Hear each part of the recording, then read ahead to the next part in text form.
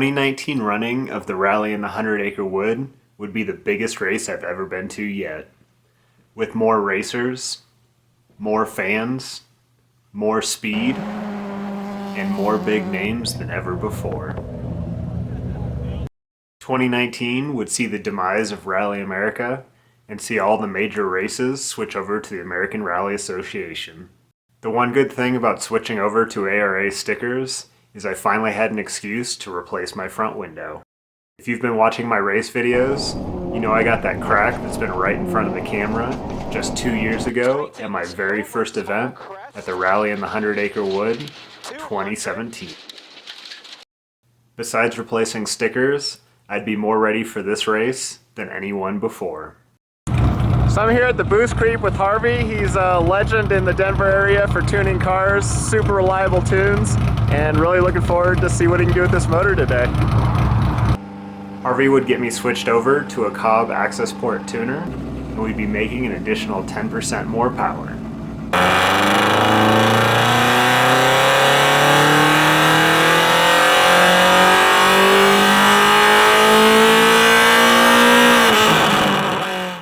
I'd also get to upgrade my light bar to a new set of Diode Dynamics Stage Series light bars, and these things are amazing. Just 2 days before we were supposed to leave, the radiator would spring a leak, so I'd swap it out real quick and we'd be ready to go. On the day we were supposed to leave, a freak weather pattern called a bomb cyclone was moving through the Colorado area, so we'd leave the night before and get a hotel on the road. Luckily, we missed the blizzard, and we would make it to Missouri with no problems. Registration took place at a local brewery, and all the racers were excited to be there.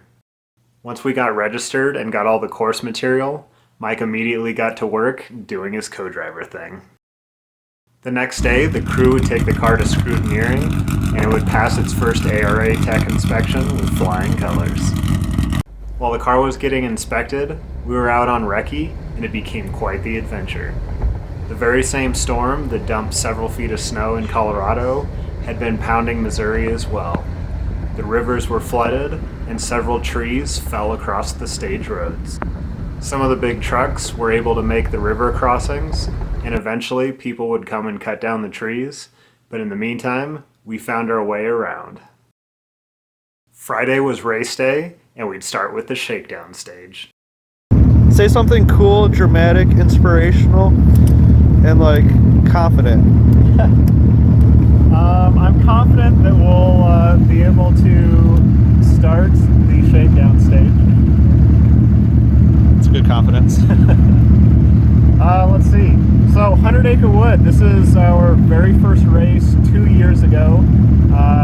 Last year we only made it 1 mile into the first stage, and that really sucked, so we didn't have good luck there. So looking for a little redemption on that one, and looking forward to doing good, having fun. There's some fast roads, so we're going to tear it up. That was confident, inspirational, motivational. I don't know a good fourth adjective for that one. Ready? Yep, let's do it. 5, 4, 3, 2, 1.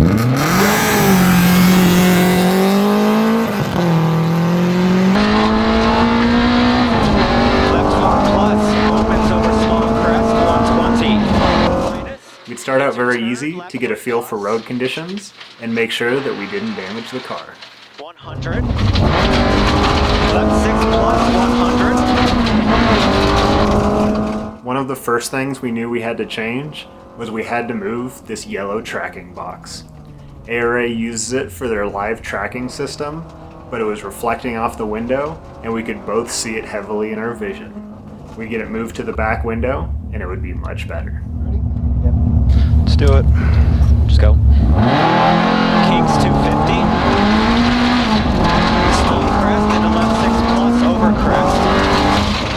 One of the greatest things about the Rally in the 100 Acre Wood is the huge support of the locals.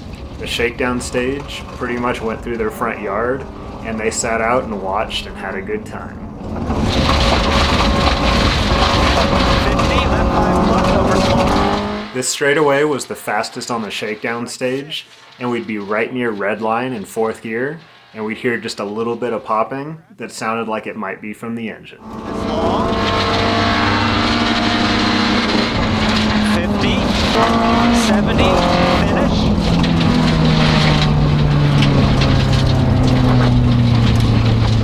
Another thing we noticed is the car seemed like it was using a little bit more fuel than normal. So as soon as we got back in town, I'd call Harvey to discuss the tune and see if there was anything we could do.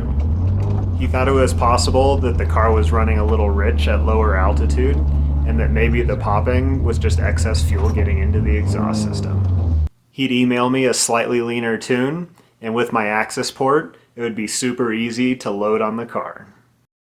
That afternoon, we'd go to Park Expose, where there'd be an amazing number of cars and fans. We would start 10th overall, and nobody expected us to be that far up in the field in our naturally aspirated car. We were surrounded by R5s, Protos, STIs, and Evos. It was awesome to see such cool cars and hang out with all the fast drivers. My crew had already been doing such an awesome job, and it was great to get to hang out with them before the racing started. Plus, we got to meet all the fans and sign posters and meet some future racers. We even got to do some media interviews. So our goal is to really just hit the turns as fast as we can, carry the speeds all the time. All right, well, good luck out there. Thank you. But then it was time to focus on the first stage of the day, which would be the traditional super special stage that did a couple loops around the local park. Just do a strong lap. Nothing crazy. Can't win it, sure can't lose it. Don't worry about the fans.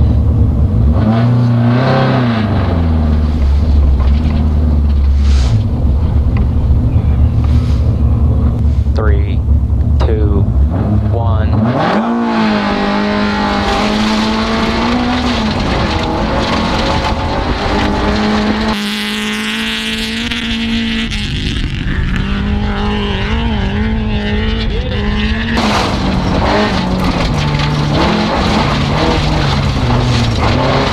Our course was made a little bit more tricky when Ken Block pulled a hay bale right out into the apex of the turn. Clean.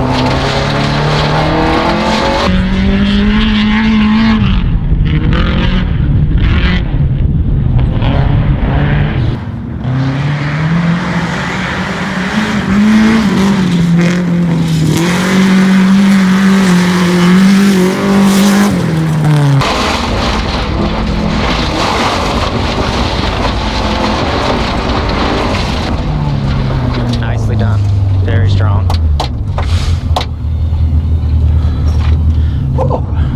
I held my breath the whole time. How are we matching up to everybody else? Couple seconds. Hey, we don't even have a turbocharger. God damn! We were at like 48 seconds. Nicely done, Dave. Good job. Keep running, man. That's all. Thanks, man. Thank you. With a solid super special stage time, we'd be up to 9th place overall. There's a couple spots I changed a little bit, but all in all, I'm very happy with that opening stage. That was good. You've never run it that fast, that clean. So if you guys can hear our voices, thank our dad. He made a custom GoPro cable for us. It's awesome to be able to hear the notes, and hopefully you guys will enjoy this race. Max speed was 55 miles per hour on that stage. Was that picking up the highway? No. Holy shit. Stage 2 would be the first real stage of the day, and the first high-speed run. One. Go. 150. Right 6 over small crest. 70. Right 5 plus. The car was faster than it had ever been before, but the popping would come back at the end of the first long straightaway. Only it wasn't a popping. It was a vibration coming from the rear end. Crest into left 6 long. Over crest very long. Tightens 4 plus up. I didn't know what the vibration was, so I'd be forced to lift around 90 miles an hour. 30. Right 6. 50. Left 5 plus.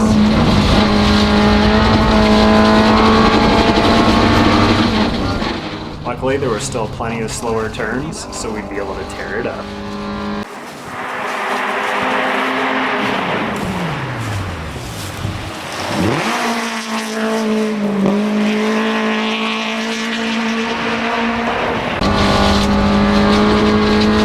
Into right 6 short, into left 6 plus short, 120. There's nothing to do on these long straights but put it into 5th gear and just cruise. Over small crest.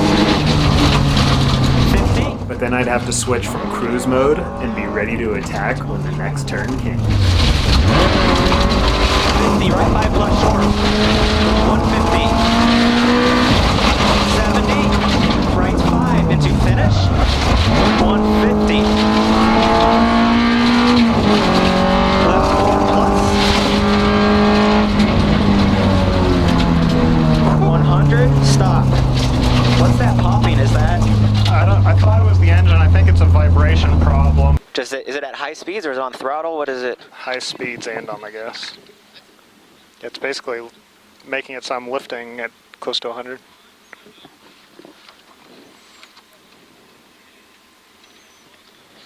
$813. Okay, we're good. Good. Thank you. Thank you. We're gonna be going just bare left. We're gonna be going down the hill. Alright, I'm gonna stop and check tire pressures and just look under the car, see if there's anything Okay, crazy. I'll do that. Hurry up. There was nothing visibly wrong with the car, but the good news is even though we were limited to 90 miles an hour, we were still tearing it up, and we were up to 8th place overall. 3, 2, 1, go. Left 5 long. Small crest, 150. Right 6 over crest. Crest 30, left 5 plus long into jump. Stage 3 would be even faster, and all I wanted to do was hold my foot flat to the floor.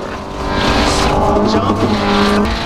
Between all the vibrations and switching from cruise mode to attack mode, it was really hard to focus, and we had some interesting moments at the beginning of this stage.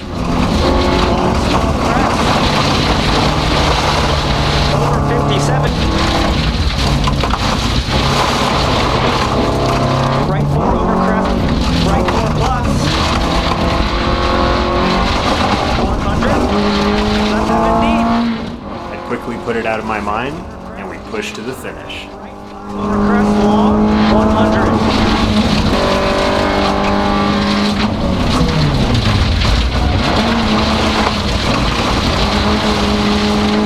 Right 6 plus.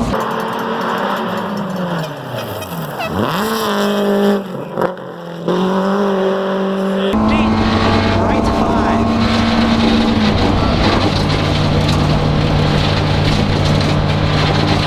50. Small crest. Left 5 plus long. 1 minus over small crest. Fortunately, Ken Block's new Ford Cosworth would have engine troubles, and they wouldn't make it to the end of the stage. Their weekend was over. 50.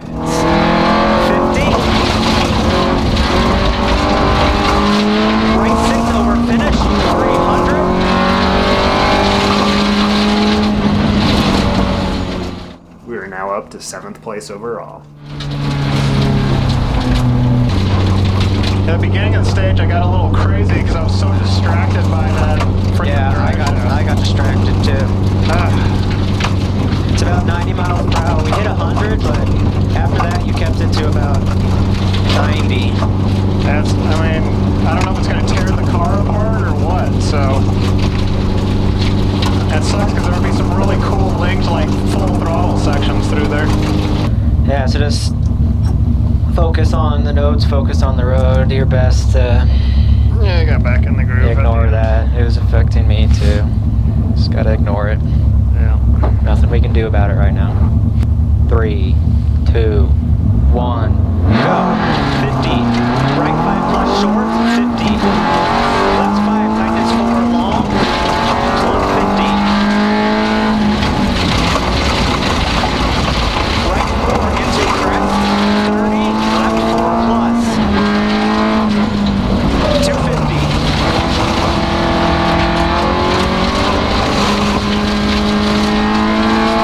Crest 300.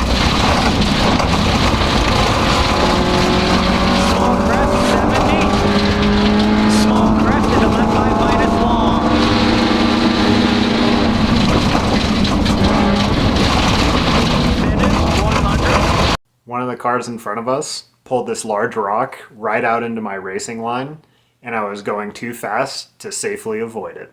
Uh-oh. That kill it? I don't know why that would have, but something's wrong.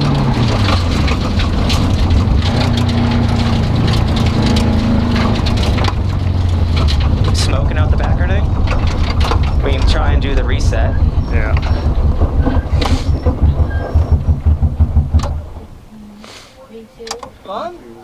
If the car restarts. Uh-oh.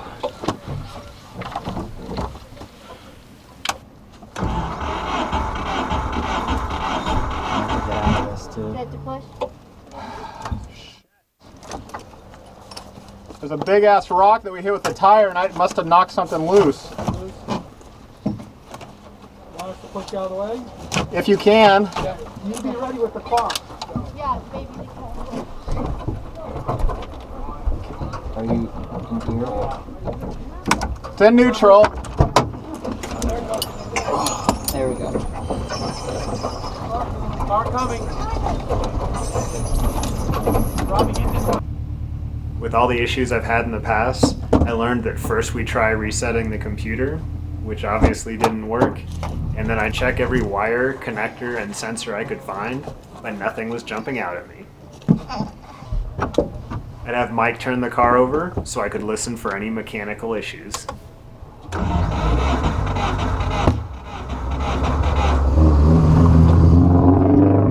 And the fact that it's turning over slow, unless the battery was dead, makes me think that there's something wrong with the engine, but I don't know why hitting a rock would cause that.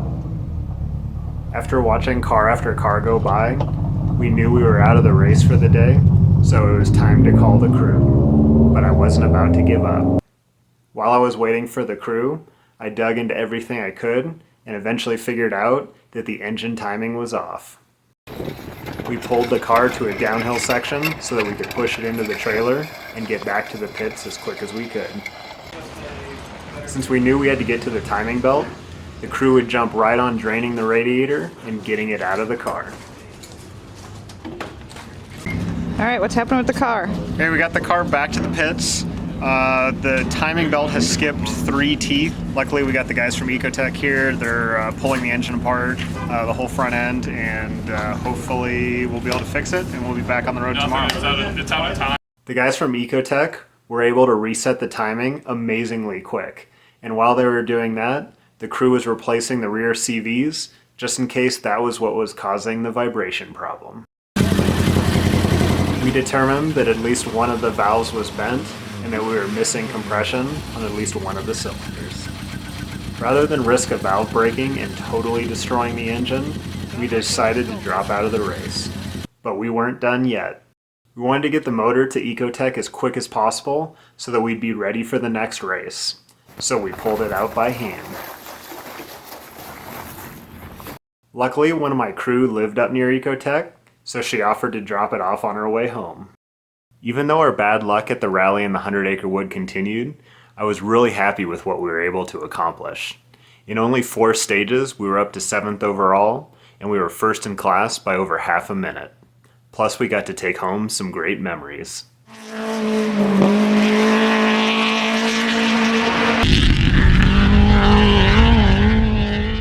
Mike and I had a great time with all our friends and fans, and we'd like to congratulate Barry McKenna and his team on the overall win.